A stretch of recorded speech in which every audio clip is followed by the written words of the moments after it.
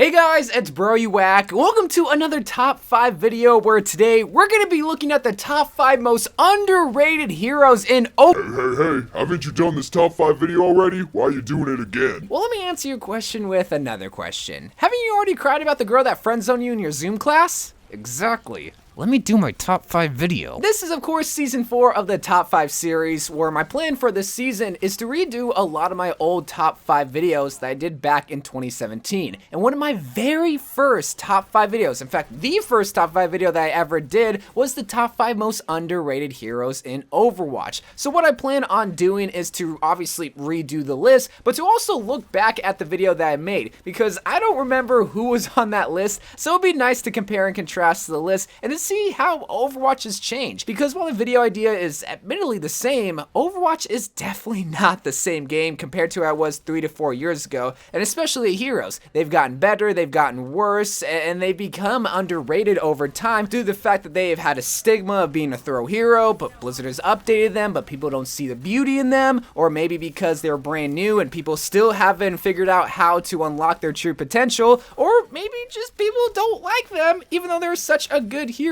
This list is going to have all of that because, of course, this is the top 5 most underrated heroes in Overwatch, updated in 2020. So starting off our list, like every other list, it starts at number 5, unless it's a top 10 video, is a hero that is literally the definition of underrated. Either people don't care for his character, care for his DPS output, care for his toolkit. There's just a lot of things that people just kind of sweep under the rug because they can't see the true beauty in Soldier 76.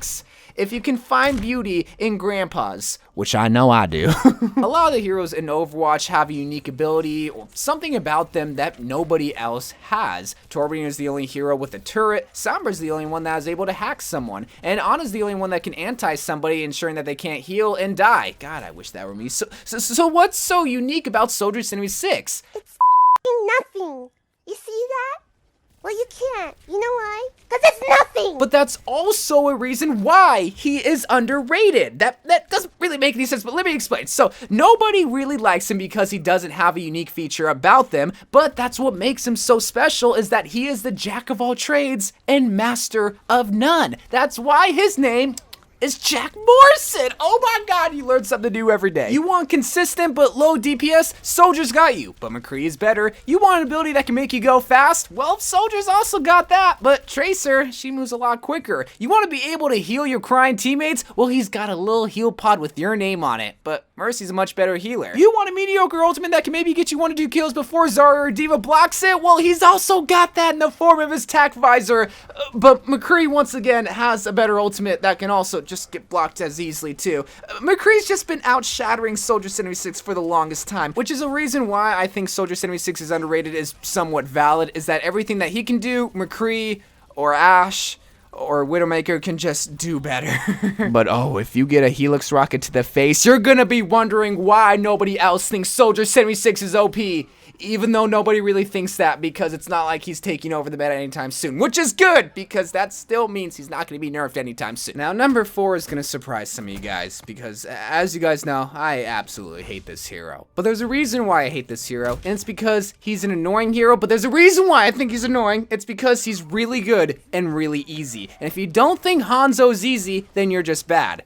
Oh yeah, number 4, the most underrated hero in Overwatch is Hanzo. Do you want insta-kills from short distances, mid-range distances, or long-range distances? Hanzo's got you. You want to be able to burn down a shield or a tank or two? Well, the Storm Arrow's also got you. You want one of the best ultimates to combine with Zarya, maybe splash a little anti-grenade just to counter the Zenyatta in case they have one? Insta-kills all over. Hanzo is so easy to do work with. And want to know how I know this? Hanzo is probably like my 4th most played hero in Overwatch, and every single time I get gameplay, I get it within the first game. Now, I ain't trying to brag because I don't think I'm that good at Overwatch, but whenever I play Hanzo, oh my god, it's like I entered a cheat code in the game. Which is why I'm confused why more people aren't A, playing Hanzo, and B, complaining about him being really good and possibly overpowered. Like am I just that bad that every single time I'm within glizzy distance or literally light years away from him, I get a storm arrow to the head? Am I really just that bad? Probably. So maybe he's not the most underrated hero in Overwatch.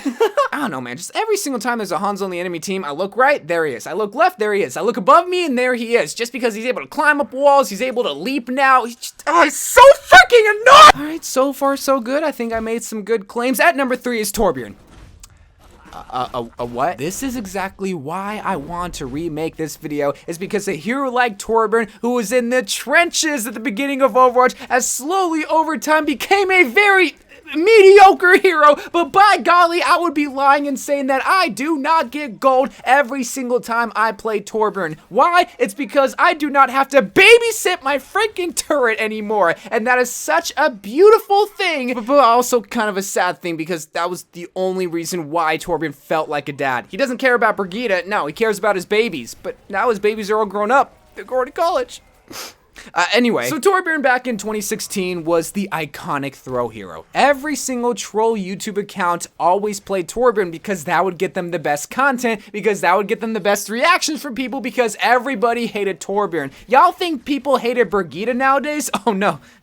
No, you haven't lived through the Torbjorn days. And it was obviously justified due to the fact that he got a rework because he wasn't able to hang with the high-paced gameplay of Overwatch. And while that is still somewhat the case due to the fact that the turret still doesn't move, you don't have to babysit the turret, it upgrades to level 2, and Torbjorn has an ability that makes him go a little bit faster, has a lot more survivability, and his DPS output, whether it's himself or his turret, is highly underrated. Hey, I should do a video like that. His river gun has 2 abilities, whether it's up close with a shotgun ability where you can burn down tanks or even shields if you want to be that aggressive as a Torbjorn, but he also has somewhat of a sniper. I wouldn't even call it a sniper, but if you get really cheeky with it, you can snipe some Widowmakers or Hanzos. That's what's so awesome about Torbjorn, but I haven't even gotten to the best part, his turret. His turret is 100% accurate.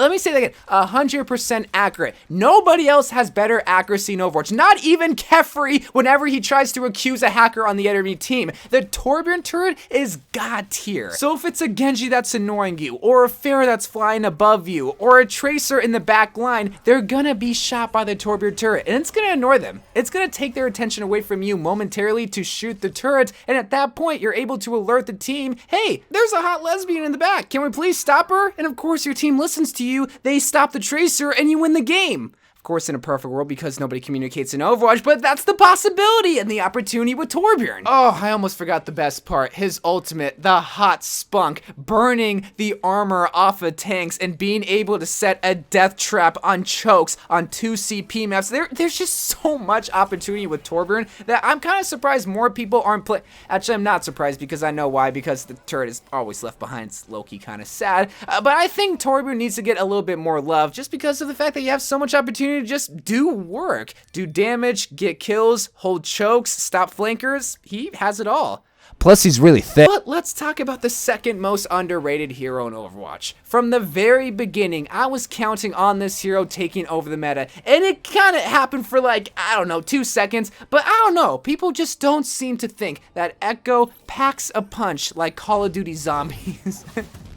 I am so sorry. I'll kill myself after this video. No, like, I'm being serious. Not about killing myself. Well, no, I'm being serious when I say I don't know why more people don't see value in Echo. I think she's a much better Pharah due to the fact that she's able to traverse the map due to her flight cooldown being so low. I think she's a much better shield buster than Junkrat if you utilize her beam correctly. I think she can shred through tanks a lot more often than Reaper and a lot more safer of a distance if, of course, you just use her beam correctly. Plus, her sticky bombs and Triforce shot is a nice combination if you use the beam correctly so you can insta-kill a squishy hero. There is so much opportunity with Echo, it's almost like I'm repeating myself with a lot of these heroes. They can do a lot, but a lot of other heroes can do it better in a specialized role, but that shouldn't mean that these heroes should be swept under the rug. Especially now, what seems like there is a shield nerf every single patch. A lot more people are gonna flock to Echo, literally because she flies. I'll stop breathing. Shields get more and more delicate, meaning that the beam is gonna be able to, well, break them, because in case you guys don't know, the beam does double damage every single time someone is at half health. That includes shields. Well, that's obviously gonna be important against main tanks. Right now, the meta allows off tanks to flourish, but a lot of them can only be really utilized at short to mid distances, like Zarya Ahri, Roadhog, and D.Va. Well, the said can maybe be said about Echo because you do have a certain distance for the beam. It's a lot easier to hit the sticky bombs, and if they miss a hook, then you can easily go in with the beam. Pharmacy is also good too. Pharmacy. Echo C. I'm gonna stop. Echo's really good, underutilized. But what about number 1? Who do I think is the most underrated hero in all of the games? Symmetra, I think, is the...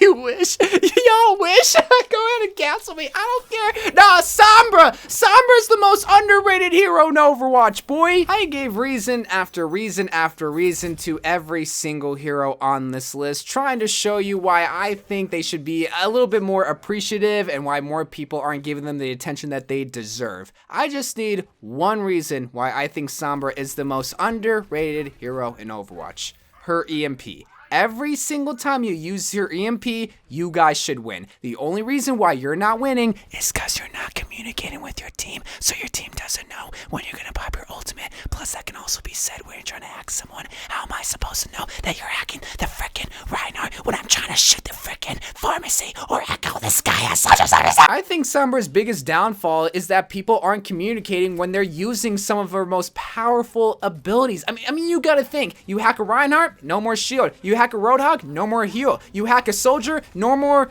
runny legs. That one's pretty stupid now that I think of it, but you get what I'm trying to say. And just think how easy of a team kill it would be if you just said to your Zarya or your Reinhardt, hey, I'm gonna pop my EMP on their Reinhardt. Then boom! Free Earthshatter, free win, you win, all because you communicated. But just because you're like my ex-girlfriend, you wanna make it hard. Why? Because you're scared of your teammates. But I'm also scared of my teammates too, which is why I don't play someone like Sombra. So I don't really blame you for not wanting to talk to your teammates because they can be mean, especially if you're not really being able to position yourself with Sombra because the Torbjorn turret is able to shoot you. Sometimes you're not able to get a clean hack. But man, is it frustrating to see a Sombra on my team not telling me who they're hacking so I can just beam it down and go... It's 3 in the morning. I am so tired. Now let's go back to my original top 5 list and let's see what heroes I listed off. So at number 5 we have Tracer. That's interesting, especially for the time since Dive was kind of taking over. At number 4 was Pharah, Junkrat at number 3, Winston at number 2, and Mei at number 1. I know for a fact that Mei pick at number 1 is 100% validated because she really didn't change from 2017 to the beginning of 2020. Yet at the beginning of 2020, people thought she was overpowered, but in 2017, people thought she was the worst hero of all time. So that's why I think people really don't see the potential in heroes until it's too late, until they take over the meta, and then they cry, and then Blizzard nerfs them because they're a bunch of babies. Anyway, that is my list of the top 5 most underrated heroes in Overwatch 2020 edition. Please let me know what you think are the most underrated heroes in Overwatch, and I'll see you guys later. So, I love you guys. Thank you guys for watching. More Overwatch videos to come, more top 5 videos to come also. And bye.